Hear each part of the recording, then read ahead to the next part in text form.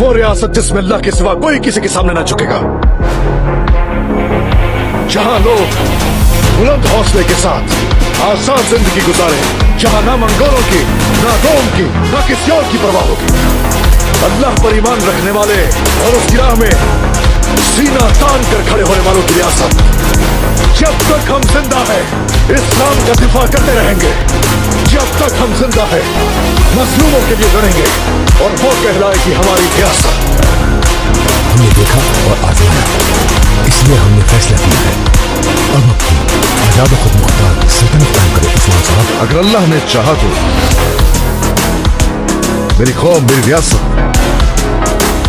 ہمیشہ آزاد رہے۔ وہ جسے سلطنت کہا جائے سلطنت عثمانیہ ہے۔